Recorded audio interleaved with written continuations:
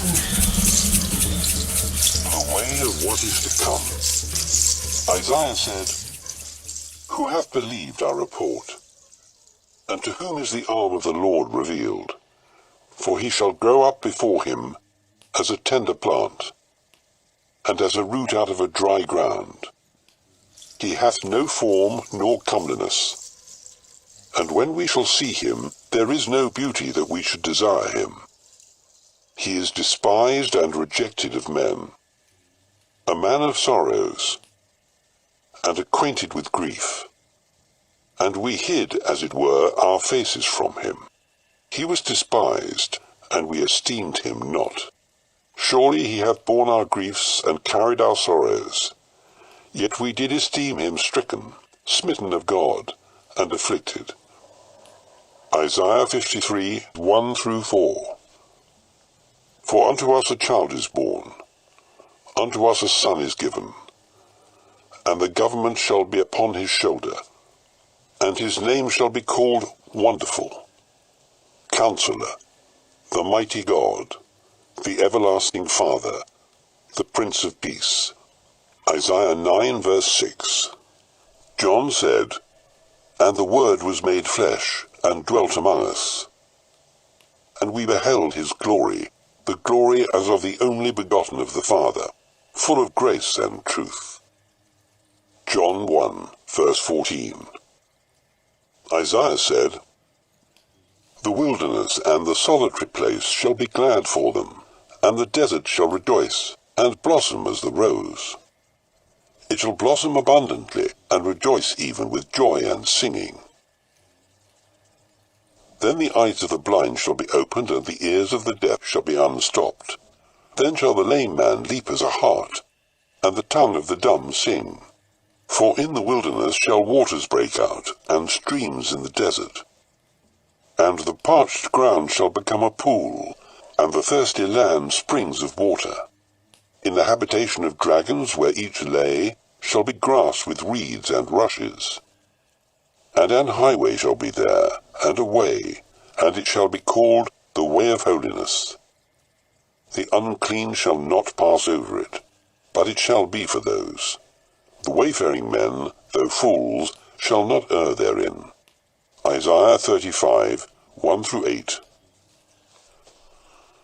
Written by C.G. Jung with his own hand in his house in Kusnacht, Zurich, in the year 1915. If I speak in the spirit of this time, I must say, no one and nothing can justify what I must proclaim to you. Justification is superfluous to me, since I have no choice, but I must. I have learned that in addition to the spirit of this time, there is still another spirit at work, namely that which rules the depths of everything contemporary. The spirit of this time would like to hear of use and value. I also thought this way, and my humanity still thinks this way. But that other spirit forces me nevertheless to speak beyond justification, use, and meaning. Filled with human pride and blinded by the presumptuous spirit of the times, I long sought to hold that other spirit away from me. But I did not consider that the spirit of the depths from time immemorial, and for all the future, possesses a greater power than the spirit of this time, who changes with the generations. The spirit of the depths has subjugated all pride and arrogance to the power of judgment. He took away my belief in science. He robbed me of the joy of explaining and ordering things.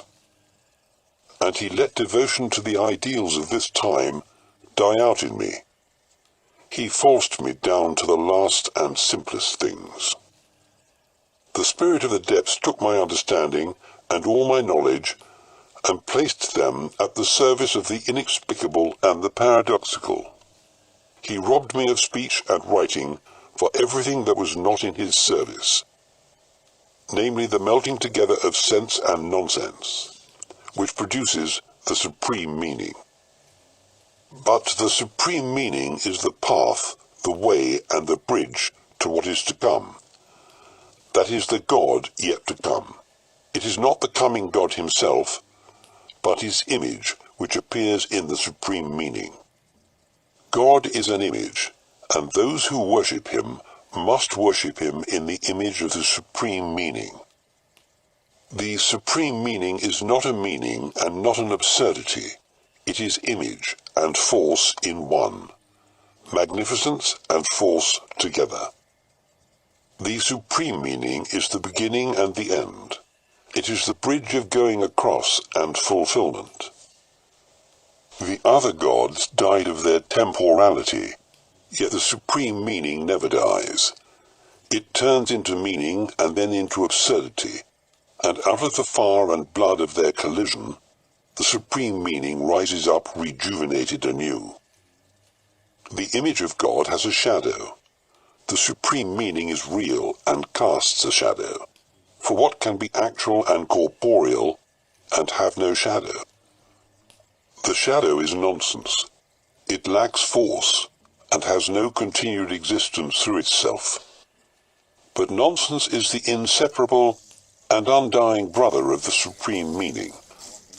Like plants, so men also grow, some in the light, others in the shadows. There are many who need the shadows and not the light. The image of God throws a shadow that is just as great as itself. The supreme meaning is great and small. It is as wide as the space of the starry heaven, and as narrow as the cell of the living body. The spirit of this time in me wanted to recognize the greatness and extent of the supreme meaning, but not its littleness. The spirit of the depths, however, conquered this arrogance, and I had to swallow the small as a means of healing the immortal in me. It completely burnt up my innards, since it was inglorious and unheroic. It was even ridiculous and revolting. But the pliers of the spirit of the depths held me, and I had to drink the bitterest of all draughts. The spirit of this time tempted me with the thought that all this belongs to the shadowness of the God image. This would be pernicious deception, since the shadow is nonsense. But the small, narrow, and banal is not nonsense, but one of both of the essences of the Godhead. I resisted recognizing that the everyday belongs to the image of the Godhead. I fled this thought. I hid myself behind the highest and coldest stars. But the spirit of the depths caught up with me, and forced the bitter drink between my lips. The spirit of this time whispered to me, this supreme meaning, this image of God, this melting together of the hot and the cold, that is you and only you. But the spirit of the depths spoke to me. You are an image of the unending world. All the last mysteries of becoming and passing away live in you. If you did not possess all this, how could you know? For the sake of my human weakness, the spirit of the depths gave me this word. Yet this word is also superfluous, since I do not speak it freely, but because I must. I speak because the Spirit robs me of joy and life if I do not speak. I am the serf who brings it and does not know what he carries in his hand. It would burn his hands if he did not place it where his master orders him to lay it. The spirit of our time spoke to me and said, what dire urgency could be forcing you to speak all this? This was an awful temptation. I wanted to ponder what inner or outer bind could force me into this, and because I found nothing that I could grasp, I was near to making one up. But with this, the spirit of our time had almost brought it about that instead of speaking, I was thinking again about reasons and explanations. But the spirit of the depths spoke to me and said, to understand a thing is a bridge and possibility of returning to the path. But to explain a matter is arbitrary and sometimes even murder. Have you counted the murderers among the scholars? But the spirit of this time stepped up to me and laid before me huge volumes, which contained all my knowledge. Their pages were made of ore, and a steel stylus had engraved inexorable words in them. And he pointed to these inexorable words and spoke to me and said, what you speak, that is madness. It is true, What I speak is the greatness and intoxication and ugliness of madness. But the spirit of the depth stepped up to me and said, what you speak is. The greatness is. The intoxication is. The undignified, sick, paltry dailiness is. It runs in all the streets, lives in all the houses, and rules the day of all humanity. Even the eternal stars are commonplace. It is the great mistress and the one essence of God. One laughs about it, and laughter too is. Do you believe, man of this time, that laughter is lower than worship? Where is your measure, false measurer? The sum of life decides in laughter and in worship, not your judgment. I must also speak the ridiculous. You coming men, you will recognize the supreme meaning by the fact that he is laughter and worship, a bloody laughter and a bloody worship. A sacrificial blood binds the poles.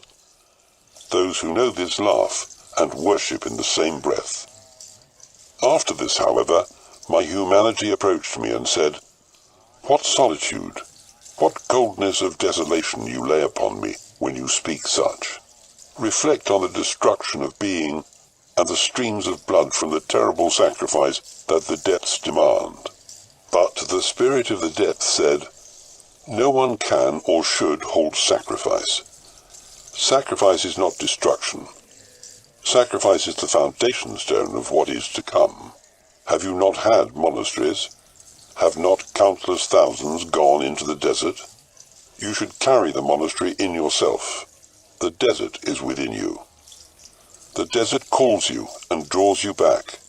And if you were fettered to the world of this time with iron, the call of the desert would break all chains. Truly, I prepare you for solitude. After this, my humanity remained silent. Something happened to my spirit, however, which I must call mercy. My speech is imperfect, not because I want to shine with words, but out of the impossibility of finding those words. I speak in images. With nothing else can I express the words from the depths. The mercy which happened to me gave me belief, hope, and sufficient daring, not to resist further the spirit of the depths, but to utter his word. But before I could pull myself together to really do it, I needed a visible sign that would show me that the spirit of the depths in me was at the same time the ruler of the depths of world affairs. It happened in October of the year 1913, as I was leaving alone for a journey, that during the day I was suddenly overcome in broad daylight by a vision. I saw a terrible flood that covered all the northern and low-lying lands between the North Sea and the Alps. It reached from England up to Russia, and from the coast of the North Sea right up to the Alps. I saw yellow waves, swimming rubble, and the death of countless thousands. This vision lasted for 2 hours. It confused me and made me ill. I was not able to interpret it. 2 weeks passed, then the vision returned, still more violent than before, and an inner voice spoke. Look at it. It is completely real, and it will come to pass. You cannot doubt this. I wrestled again for 2 hours with this vision, but it held me fast. It left me exhausted and confused, and I thought my mind had gone crazy. From then on, the anxiety toward the terrible event that stood directly before us kept coming back. Once I also saw a sea of blood over the northern lands. In the year 1914, in the month of June, at the beginning and end of the month, and at the beginning of July, I had the same dream 3 times. I was in a foreign land, and suddenly, overnight and right in the middle of summer, a terrible cold descended from space. All seas and rivers were locked in ice. Every green living thing had frozen. The second dream was thoroughly similar to this, but the third dream at the beginning of July went as follows. I was in a remote English land. It was necessary that I return to my homeland with a fast ship as speedily as possible. I reached home quickly.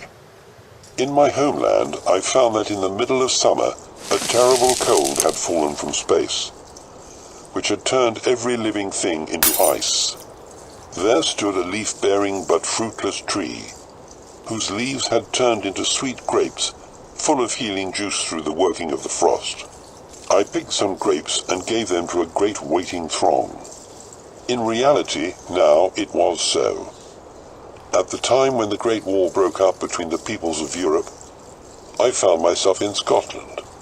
Compelled by the war to choose the fastest ship and the shortest route home, I encountered the colossal cold that froze everything. I met up with the flood, the sea of blood. I found my barren tree, whose leaves the frost had transformed into a remedy. And I plucked the ripe fruit and gave it to you. And I do not know what I poured out for you, what bittersweet, intoxicating drink, which left on your tongues an aftertaste of blood. Believe me, it is no teaching and no instruction that I give you. On what basis should I presume to teach you? I give you news of the way of this man, but not of your own way.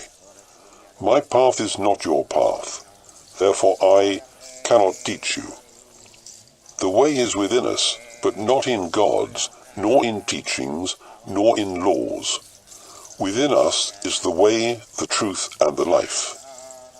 Woe betide those who live by way of examples. Life is not with them.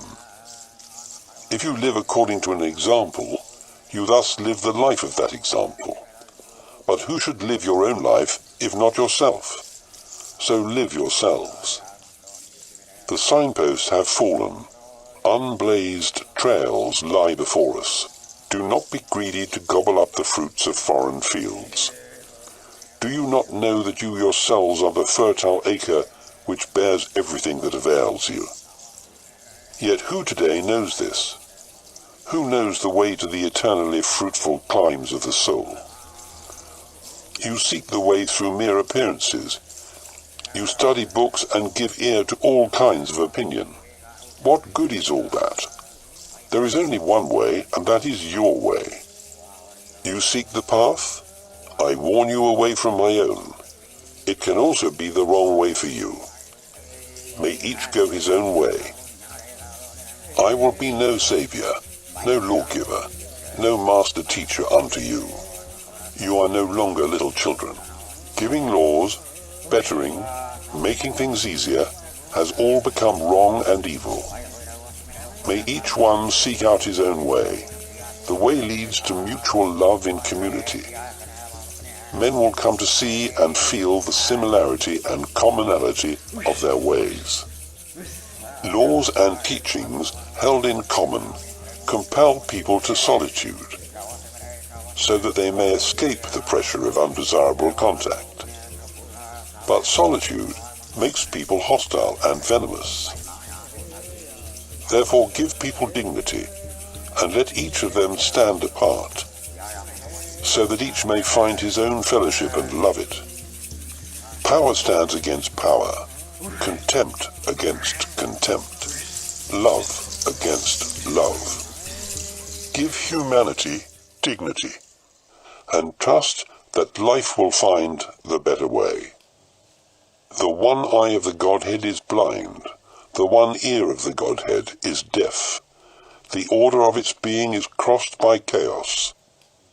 So be patient with the crippledness of the world, and do not overvalue its consummate beauty.